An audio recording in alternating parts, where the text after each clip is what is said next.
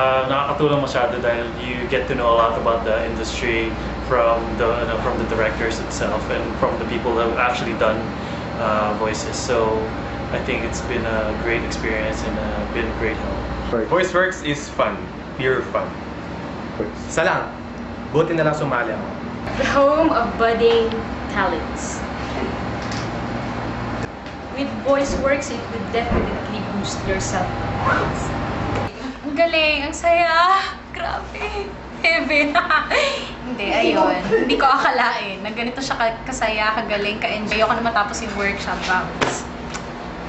Yung workshop po maganda kasi may nagagawa ako aside from ACADS. Tapos gusto ko talaga tong gawin. Mabuti na lang merong ganitong workshop na mag-cater sa passion ko na Happy birthday! Ano pa? Katulad nung sinabi ni Ate Lay, gusto ko, ayoko matapos yung workshop. As in, ayoko talaga. Swerte-swerte namin kasi ang dami namin natututunan. Tsaka ibang klase talaga dito sa Creative Voices. Tsaka yung techniques lahat-lahat. Sobra! Okay. The workshop, actually, I'm glad that these guys at Creative Voices did this because there is no school for dubbing or anything regarding voice training. So I'm really glad they did this and I'm glad I'm a part of it.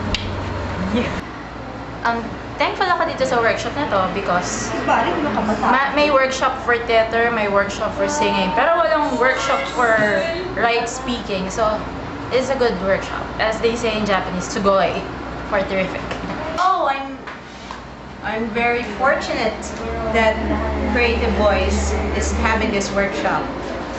It's a good thing that Troy had created this seminar workshop to enable us to further hone our skills and actually to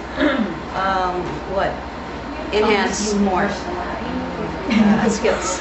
I'm very thankful na nagkaroon ako ng opportunity na makasali dito sa Creative Voice Workshop. Papasalamat din ako na sa mga natutunan ko rin dito, sa mga techniques, sa mga paanong sa dubbing.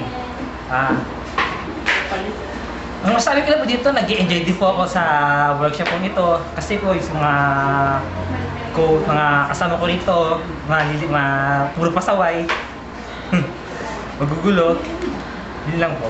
Sobrang saya ng workshop, ang dami mong matututunan, medyo talagang exciting. Sarap, gusto ko na mag-dub.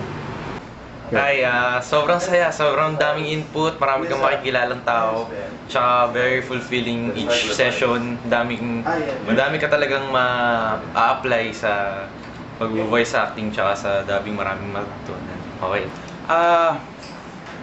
It's been a lot of fun and I'm learning a lot. Actually, I met Mr. Gonzalez a few years ago at UP. I don't know if he still remembers that. But he told me then that he would help me get into this field, and he did. Only it would take a few years before he actually did that. But I'm having a lot of fun.